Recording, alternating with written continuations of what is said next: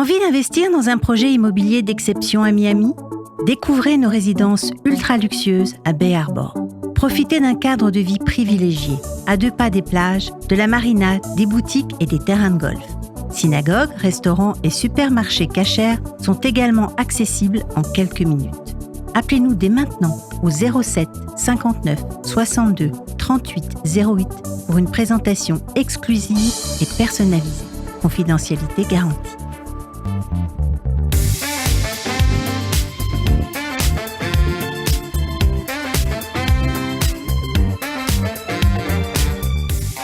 Bonjour à tous et bienvenue.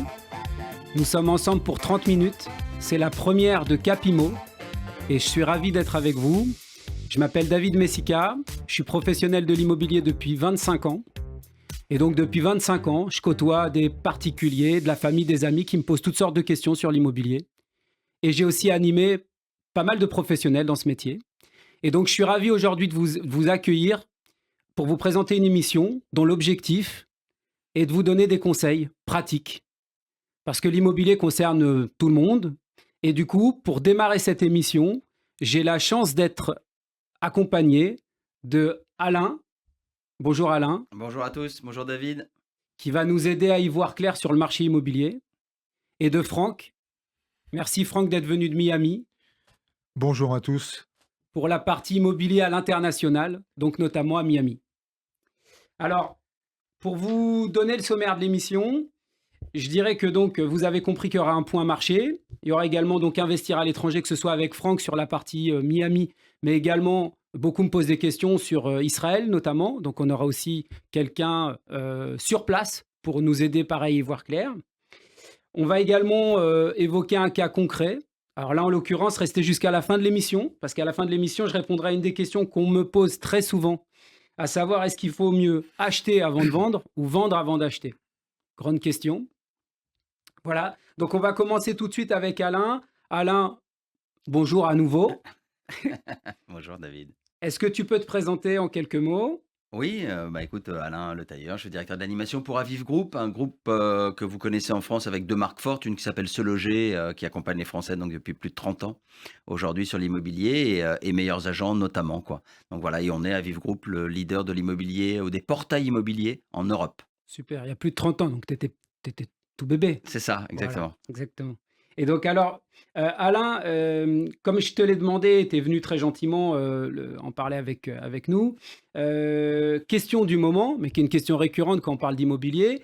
Tout le monde autour de moi me dit, est-ce que c'est le moment d'acheter? Alors pourquoi? Pour toutes sortes de raisons qu'on va évoquer ensemble. On a l'actualité et on sait que pour faire le buzz et être pris, on entend la crise, pas la crise, le moment, pas le moment, et des tas de signaux. Donc voilà, je voulais ton avis concrètement là-dessus. Juste avant de répondre à ta question sur est-ce que c'est le moment d'acheter ou de pas acheter, peut-être juste de prendre un peu de hauteur sur le marché, où est-ce qu'on en est du marché. On peut dire qu'on est à un tournant aujourd'hui après 3 ans de baisse d'activité drastique, forte, avec vraiment 30% de volume en moins. On va voir les volumes exactement, je vais t'en parler, mais tu vas voir. Les taux, le signal qu'on attendait sur la fin de la hausse des taux d'intérêt est arrivé il y a quelques mois maintenant, et on voit bien qu'on est sur un atterrissage autour des 3 points ou des 3% en gros, ce qui était un signal important pour les porteurs de projets ou les investisseurs. On pourrait dire que le pire est derrière nous ou le meilleur est devant nous, et on se destine là à une nouvelle dynamique qui va prendre son apogée au début ou au printemps 2025, notamment comme tu dis, sans être partisan, avec des critères et des indicateurs objectifs, puisque en effet, c'est une conjugaison de la baisse des taux d'intérêt, de la baisse des prix, un peu de la hausse des revenus maintenant qui s'est atténuée des ménages, qui font que on va retrouver en 2025 le pouvoir d'achat que les porteurs de projets avaient en 2022. En résumé, 2024, c'est le marché de la transaction qui connaît son volume le plus bas depuis ces 30 ou 40 dernières années. Avec en gros, on va terminer à 780 000 transactions pour donner un ordre d'idée aux gens qui nous écoutent. Et puis, les prix sur 2024 restent plutôt maintenant stables, bien qu'ils aient amorcé un peu une baisse, pour certains pas assez forte. Mais selon les villes, les types de biens, de toute manière, c'est très hétérogène. Il faudra regarder au cas par cas. 2025, la synthèse, la hausse de la demande qui arrive qui est amorcé déjà, mais qui arrive ou qui prend son apogée plutôt au début de printemps, en gros, nous fera passer de 780 000 transactions à 900 000 transactions. Donc on voit bien qu'il y a une dynamique qui se met en place, notamment due à la baisse des taux d'intérêt, à l'appétence toujours forte d'ailleurs pour la pierre, les Français qui retrouvent du pouvoir d'achat. On va avoir une hausse des prix certainement en moyenne au national de plutôt plus 2%. Donc pour répondre à ta question, est-ce que c'est le moment d'acheter? On pourrait répondre sur 2-3 points. D'abord, on arrive à 0,2, 0,3 près. Les taux, ça y est, on les connaît, quoi. Il va y avoir une demande de plus en plus forte. Il va y avoir presque une hausse des prix qui va arriver sur 2025. Donc, est-ce que c'est le moment des bons taux? Le choix, parce qu'aujourd'hui tout le monde ne s'est pas précipité, donc vous avez encore le choix. Et si on voulait même anticiper sur les droits de mutation à titre onéreux qui vont augmenter de 0,50 certainement en 2025, c'est le bon moment d'acheter, si et seulement si on a un projet. Et si on a un projet, oui, c'est le moment d'acheter. Voilà. Voilà, c'est intéressant ce que tu dis, Alain, puisque comme le ton, c'est de se demander, comme on le demanderait à un ami qui s'y connaît dans l'immobilier, quel serait son conseil, et pas seulement, ni comme dans les médias, se dire que ça fait les gros titres, ou avoir des professionnels qui, des fois, disent que c'est toujours le moment d'acheter, finalement, puisque c'est aussi ce qui leur permet de travailler, de continuer à vendre des biens immobiliers. Donc, la question, c'est quelqu'un qui te demanderait, est-ce que les taux peuvent revenir à 1%? Est-ce que je dois attendre 1% avant d'acheter? Ah non, définitivement. Peut-être Faut que faire ça les sera, je suis pas devin, peut-être qu'on arrivera à 2,65, 2,75. Peu importe, j'ai envie de dire, parce que de toute manière, tu peux renégocier ton crédit une fois que tu achètes. Donc, si Oui, ton très bon projet est là, conseil là de la ah, part d'Alain, donc, c'est que aussi bien un prix, je le dis pour ceux qui n'ont pas l'habitude, mais un prix qui est payé, il est payé. Aussi bien un taux d'intérêt, s'il était à 3 et que vous pouvez le renégocier quand les taux repasseraient en dessous de la barre des 2%, de toute façon, c'est des choses qui se sont passées sur des anciens prêts. Donc, oui, oui, très bonne remarque. voilà, donc voilà, si tu as besoin à nouveau, je peux te renseigner. Moi, j'ai fait le tour de la question, me semble-t-il maintenant. Je crois que tu as une maxime aussi ou une phrase que tu aimes bien Oui, on en citer. parlait ensemble. Je trouvais que la Ouais. citation qui était intéressante, c'était de dire finalement, n'attendez pas pour acheter de l'immobilier, mais achetez de l'immobilier et attendez. Alors, ça ne veut pas dire qu'on doit acheter tout et n'importe quoi. Là encore, il faut bien faire la part des choses. Mais ça veut dire là aussi, si on parle à des personnes qui se posent la question en disant est-ce que je dois encore attendre? Tu l'as très bien dit. J'ai tendance à dire que si tu as un projet, ne le diffère pas. Si tu es finançable en ce moment, ça, on n'en a pas parlé, mais si tu es finançable, si tu as des conditions de financement, etc., qui te permettent d'y aller, si tu as l'apport disponible, eh ben oui, vaut mieux prendre date en fait. Pour résumer, je dirais que dans l'immobilier, on me demande souvent et je dis prenez date le plus tôt possible. Et après, on en reparlera. Quel type d'acquisition, quel objectif, habiter, mettre ses bureaux, Investir, louer, préparer sa retraite, mais tout ça, c'est des sujets bien sûr. annexes, complémentaires. Ok. Alors, merci beaucoup Je t'en prie. pour cette information. Comme je l'ai dit, toi, tu interviens face à des professionnels. Donc, alors, tu l'as dit, on est passé par une phase où ça baissait en nombre de transactions. Ouais. Donc, moi, en tant que professionnel de l'immobilier, quand on me parlait ces derniers temps, on mettait un peu la tête sur le côté en me demandant est-ce que ça va, parce que c'était considéré comme une crise immobilière. Est-ce que concrètement, les professionnels que tu rencontres sont dans cette optique-là ou ça dépend vraiment des régions? Est-ce qu'il y a des régions plus dynamiques?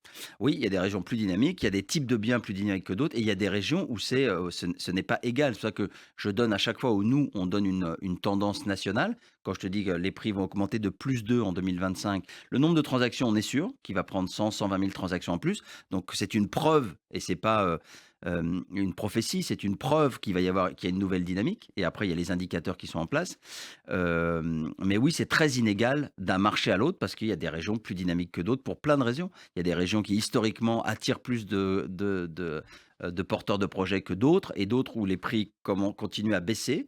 Et d'autres à augmenter. Mais il y a quand même une grande règle, c'est que dans les grandes villes où ça a augmenté très fort, c'est là où ça descend le plus fort. Et dans les secondes couronnes ou dans le rural, ça peut continuer encore à augmenter pour se réajuster. Très Voilà. bien. Donc, Merci Alain. je t'en prie. Alors justement, je me permets de te demander ça. Est-ce que tu es d'accord donc pour revenir et qu'on évoque la prochaine fois ensemble peut-être une émission un petit peu plus longue qui permettrait là de répondre à d'autres questions que l'on se pose régulièrement, à savoir toute la partie estimation. Je sais que dans le groupe, tu as nombreux outils.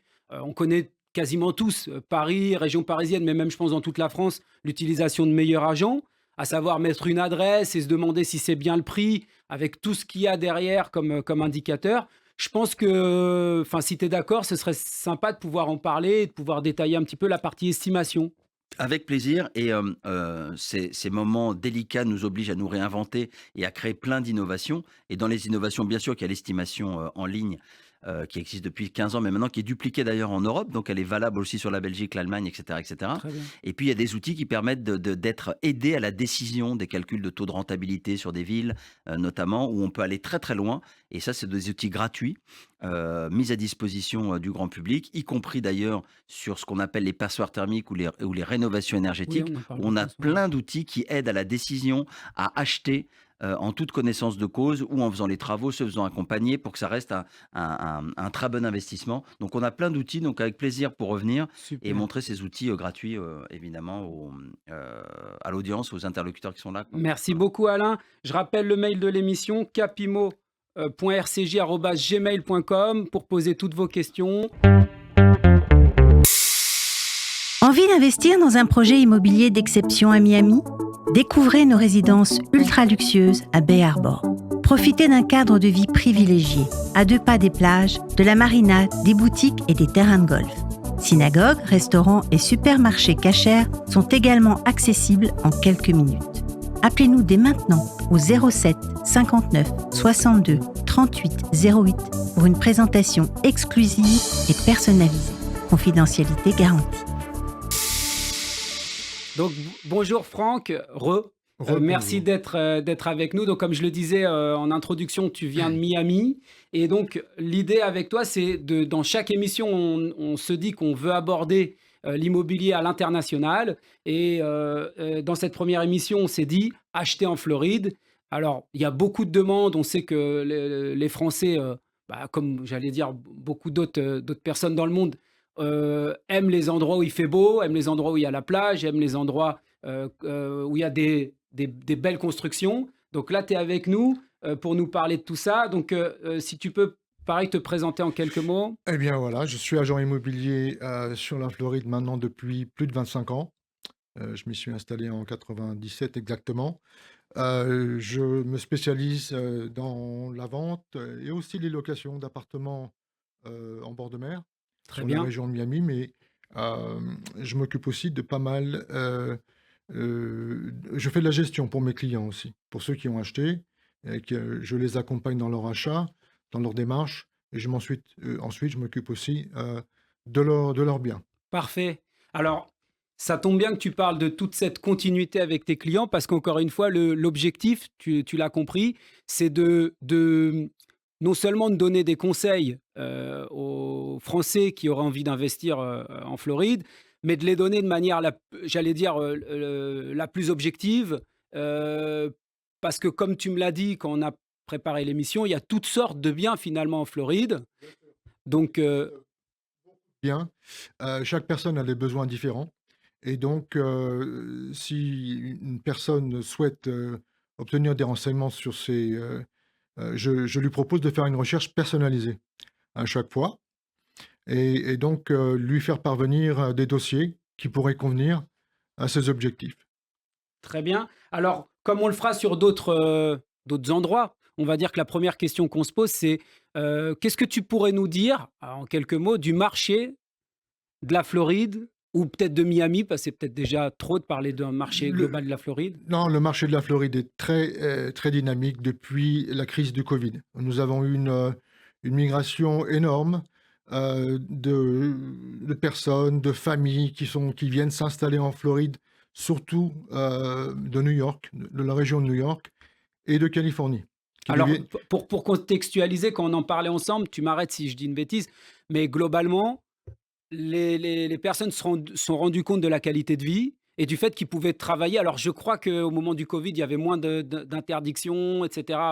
En Floride. Donc, beaucoup de gens se sont dit, quitte à travailler ou à pouvoir bouger un petit peu, on va en Sur le Floride et secteur sont de restés. Oui, sur le secteur de Miami, on a eu quasiment aucune interdiction. Donc les gens se sont aperçus de ça pendant qu'ils étaient bloqués dans leur appartement gratte-ciel. Nous, en Floride, nous étions sur la plage. Les gens ont vu ça sur CNN, ils ont dit c'est ça que je veux. Donc Ils ont fait en sorte de non seulement passer des vacances comme par le passé, mais s'installer et bien souvent installer leur business Très en bien, Floride puisque la fiscalité est plus intéressante. parfait. Donc le marché très dynamique.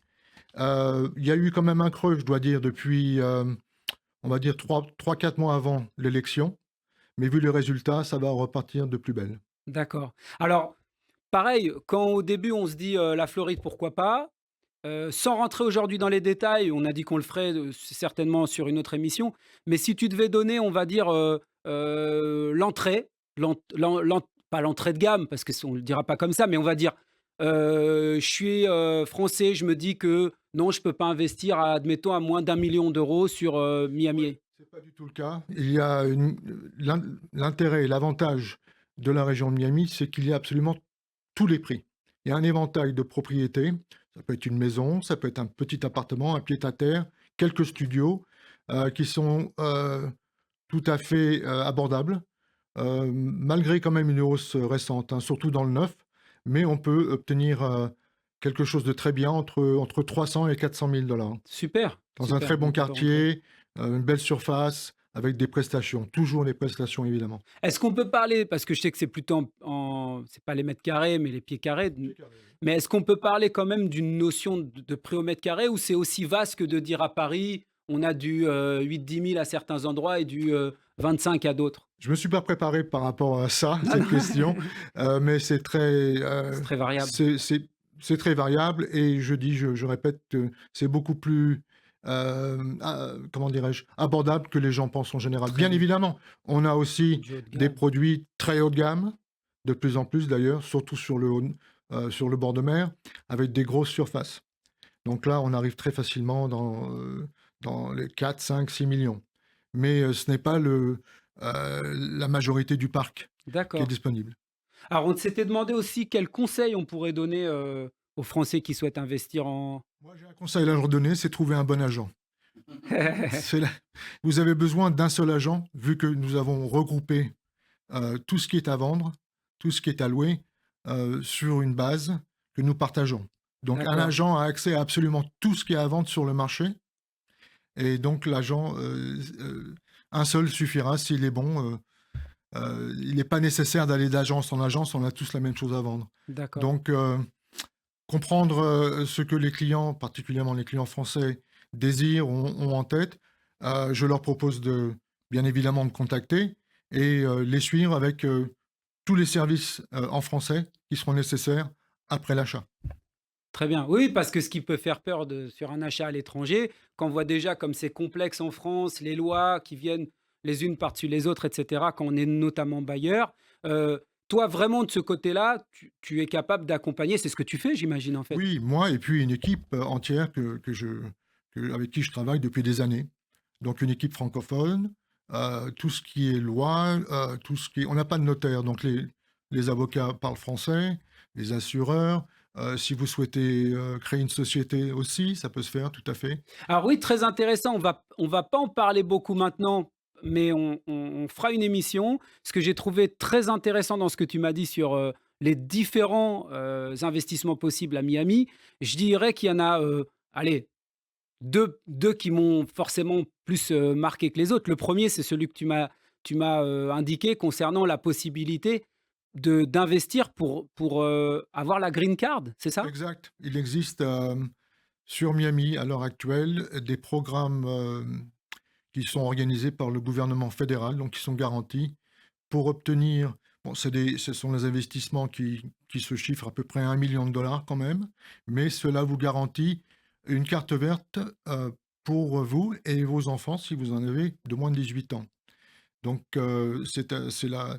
On c'est parlera de tout le mécanisme un petit peu, un peu compliqué, mais petit c'est peu tout plus à tard, fait mais en tout cas, c'était intéressant parce que à la base, on n'a pas cette information. Non, les gens ne le savent pas en général, mais c'est tout à fait disponible depuis quelques années maintenant. Voilà. De la même manière, donc on a vu, tu en as parlé et tu as des programmes, à des prix, Oui. j'allais dire abordables et on va dire que la 3e information, c'est notamment la tour Bentley, par exemple, si tu veux bien nous dire un mot, c'est... Alors la tour Bentley, c'est vraiment l'immeuble qui est en cours de construction que tout le monde attend. C'est la star de Miami. C'est très particulier comme comme construction, on va dire, vu du fait que on peut monter en voiture dans son appartement, jusqu'à 4 voitures, 4 automobiles, à l'intérieur de l'appartement, automatiquement.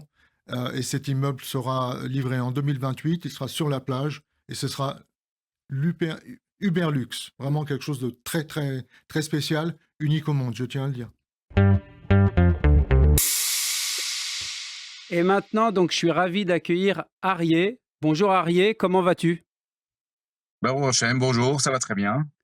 Merci Arié d'être avec nous pour cette première de Capimo. Est-ce que tu peux te présenter en quelques mots? Oui, je suis agent immobilier en Israël. Moi, j'ai pour ma part fait mon alia il y a environ 20 ans. Et j'ai immédiatement, enfin sous environ dans un délai d'une année, j'ai commencé à travailler dans l'immobilier. Donc j'ai une expérience d'environ 20 ans en Israël. Génial. Alors, on va rentrer dans le vif du sujet tout de suite. Qu'est-ce que tu penses du marché immobilier israélien en ce moment?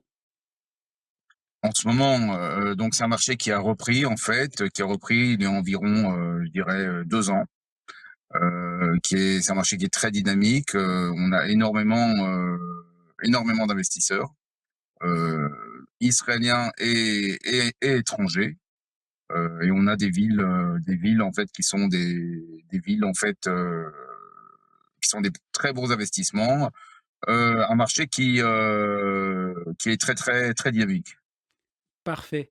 Alors, tu sais, Arié, que ce que je t'ai demandé, c'est d'avoir les meilleurs conseils, les conseils les plus objectifs, les conseils que tu donnerais en fait à des amis qui t'appellent et qui te demandent, je pense, régulièrement comment, si tu veux investir en Israël, comment faire ce premier achat pour certains. Donc, quels sont les conseils, les bons conseils que tu pourrais donner aux Français qui cherchent en Israël? En fait, j'ai un petit peu réfléchi aujourd'hui et j'aurais en fait 3 conseils à donner. Le premier conseil, c'est d'acheter en fait, sur un coup de cœur, donc d'acheter, quelque chose qui plaît à la personne, Mhm. que la personne, ressent. Le deuxième conseil, c'est d'acheter quelque chose qui est dans les moyens de la personne. C'est-à-dire que si la personne n'a pas les moyens d'acheter sur une certaine ville, c'est pas grave. Il faut que la personne, soit relativement raisonnable. De toute façon, tout le marché israélien, plus ou moins, monte en même temps, on va dire, ou s'il y a eu un petit freinage, ça freine aussi en même temps, de façon géographique. Et le troisième conseil, c'est de bien valider, l'entourage, enfin l'entourage ou la proximité immédiate de l'appartement ou de l'investissement, de vérifier si la personne, si l'entourage est sympa, de vérifier s'il n'y a pas des pièges ou s'il n'y a pas des choses, qui sont bloquées, que ce soit au niveau juridique, au niveau juridique, aussi au niveau des terrains. En fait, bien vérifier avec un avocat qui est compétent et qui est relativement rapide, euh, l'achat de la personne. Et surtout, une fois que la personne a réalisé son achat si je puis dire, content de son achat, ne pas chercher à revendre immédiatement et rapidement, de façon à refaire deuxième achat. Il faut que ça soit un petit peu stable. Merci Arié pour ces précieux conseils. Alors maintenant, ce qui nous intéresse également, c'est, comme tu le sais, les Français ils peuvent avoir des budgets différents. Ils ont, j'allais dire tous, mais en tout cas une grande partie envie d'avoir un achat immobilier en Israël. Donc la question que l'on se pose maintenant, c'est, d'après toi, quelles seraient les villes où ils pourraient investir selon leur budget? Alors, comme tu l'as bien annoncé, donc en fonction du budget, donc on ne peut pas acheter tout à fait au même endroit en Israël.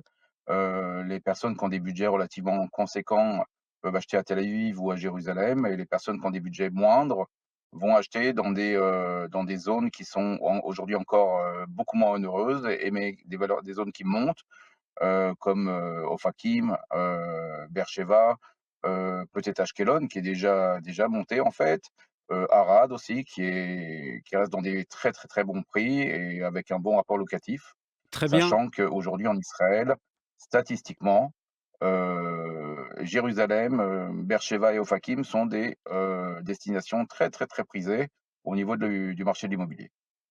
Parfait. Merci Arié. Alors ça tombe bien que tu parles de certaines villes. Je voulais te proposer de faire une prochaine émission où on détaillerait concrètement, tu sais, ce qu'on peut faire avec, j'allais dire, l'équivalent de 300 000 euros en Israël si c'est possible, et 3 millions d'euros également, parce que en réalité, la question qui revient souvent autour de moi, c'est non, j'y vais pas parce que j'ai pas les moyens finalement d'acheter en Israël, et donc il y a cette frustration. Est-ce que tu serais d'accord pour faire une émission plus longue et pouvoir nous parler de certaines opportunités, même sur voilà, comme ça, des petits budgets? Je serais très, très, très, content d'aider, les Français qui veulent investir en Israël et de donner mon avis, ou certains conseils sur les destinations à approcher pour, investir, même avec des budgets, moindres. Il y a aucun problème. Parfait. Merci Arié. Bah écoute, à bientôt. Si vous avez des questions À bientôt. précises à poser sur l'immobilier en Israël, je vous donne déjà le mail sur lequel vous pouvez nous laisser vos questions. capimo.rcj@gmail.com. Et merci encore à Arié. Au revoir, à bientôt. Alors, la question. Oui. Tu étais impatient qu'on réponde à cette question. Alors, donc la Oui. question, donc la question, le message en fait que j'ai reçu, c'est un message, on me sollicite souvent hein, pour ce type de questions, c'est je suis propriétaire donc d'un 3 pièces de 60 mètres carrés à Vincennes, c'est proche du métro, donc très bien placé, château de Vincennes. Je cherche à m'agrandir pour un appartement de 100 mètres carrés. Donc, la question c'est dois-je vendre avant d'acheter ou acheter avant de vendre? Alors, on va dire qu'on va essayer de répondre à la question, mais de manière, allez, j'allais dire moderne, c'est-à-dire qu'on l'a fait, je l'ai fait sous deux angles. Je l'ai fait en demandant à des agents immobiliers, et ensuite j'ai comparé la réponse avec ChatGPT. Donc, en ce moment, je ne sais pas si vous-même vous utilisez ChatGPT, mais on a maintenant cette utilisation qui est en train d'arriver très très fort. Et donc, en gros, sur cette question-là, je vais déjà vous dire ce qu'a dit ChatGPT. ChatGPT, quand je lui pose la question, dit la décision de vendre avant d'acheter ou d'acheter avant de vendre dépend de plusieurs facteurs financiers personnels. Alors jusque-là, il ne se mouille pas beaucoup. Il ne m'aidera pas à prendre ma décision. En gros, il dit, si tu vends avant d'acheter, tu as une sécurité financière et tu as une meilleure position à l'achat. Bon, je parle avec des gens qui sont professionnels de l'immobilier, c'est logique ce qu'on se dit là. Ok, donc sécurité financière, pourquoi? Je le dis pour tout le monde, mais tout le monde l'aura bien compris. Si vous vendez avant, vous savez de combien vous disposez. Et pourquoi une position forte avec les acheteurs? Parce que je sais de combien je dispose et quand je viens négocier un bien à l'achat, ça me permet de dire je paye, comme on dit, au comptant, sans prêt, et c'est une assurance, et donc ça permet d'être fort en termes de négociation. Maintenant, si j'achète avant de vendre, il dit la seule sécurité que tu gagnes, c'est de rester chez toi. Donc, c'est-à-dire, c'est une sécurité dite résidentielle. À l'inverse, c'est des grands risques financiers. C'est-à-dire que tu es obligé de monter ce qu'on appelle un prêt relais. Oui. Hein, pour certains, on en reparlera. C'est-à-dire qu'en gros, vous vous retrouvez à un moment donné potentiellement avec deux prêts. J'ai pas vendu mon bien et si le marché était mauvais, bah, à combien ça va atterrir? C'est ça qui fait peur. Quand on est dans un marché qui monte ou qui est stable, c'est une chose, mais en ce moment, on a quand même des biens qui peuvent rester sur le marché. Donc, fort de tout ça, ChatGPT, il conclut en me disant, en général, vendre avant d'acheter est souvent la stratégie la plus prudente. Donc, maintenant, la question qu'on se pose, c'est qu'est-ce qu'ont dit les agents immobiliers spécialisés, etc., du secteur? D'après vous, la même chose que ChatGPT ou pas? Je ne sais pas. Moi, je dirais oui, probablement. Alors, probablement oui, ça peut être justement une incidence du marché que Franck connaît. Nous, sur le marché de Vincennes, les agents immobiliers interrogés, 100% de ceux que j'ai interrogés, j'ai pas fait non plus tout le tour de la ville, mais on va dire que ce soit ma réponse ou celle des agents immobiliers que je connais, ils m'ont répondu, eh ben non, essaye d'acheter avant de vendre. Pourquoi? Parce que, en fait, ce qui les a marqués en premier, c'est où est-ce que vous êtes situé, où est-ce qu'est le bien. Donc eux, ils ont comme alerte, si tu veux, Vincennes, pour s'agrandir, d'un 3 pièces de 60 mètres carrés qui est un produit fluide sur le marché. Donc c'est-à-dire qu'il sera facilement vendu normalement. Et de l'autre côté, un 100 mètres carrés sur cette zone-là qui est très compliqué à trouver. Et cette information-là, elle fait que d'un conseil neutre et bienveillant et objectif de la part de ChatGPT, on arrive à un point de vue d'un agent immobilier. Alors, ce qui est intéressant, c'est quand même de dire que finalement, confronter les deux est très intéressant. Parce que quand j'ai dit à la plupart des agents immobiliers, ChatGPT nous dit l'inverse, ce qui est intéressant, c'est qu'ils disent « Ah oui, il faut bien dire à la personne qu'elle voit son banquier avant, qu'elle soit capable de faire un prêt-relais sans être dans l'embarras, etc., etc. » Mais globalement, l'alerte qui s'est tout de suite mise en place, c'est que quelqu'un qui s'agrandit à Vincennes, donc plutôt une famille sur un 100 mètres carrés, va avoir un niveau d'exigence fort, comme il connaît le secteur en plus. Donc on le sait tous quand on a été agent immobilier sur un secteur demandé. Donc ça veut dire que c'était ça l'information, j'allais dire, à prendre en compte pour eux, c'était le fait que si je tape une recherche de 100 mètres carrés actuellement, par exemple sur ce loger, sur Vincennes au niveau du château, j'en ai 10, 12 maximum. Donc le choix, si vous voulez, est très réduit. Voilà. C'est ChatGPT a les informations et le professionnel de l'immobilier local a la connaissance. Voilà, Exact. on peut le synthétiser. Alors, merci à tous d'avoir participé à cette émission, donc la première. L'émission, elle est disponible en podcast et sur le site de RCJ. Je remercie l'équipe de RCJ et je souhaite dédier cette émission et les prochaines à la mémoire de Gilles Taïeb. Merci à tous.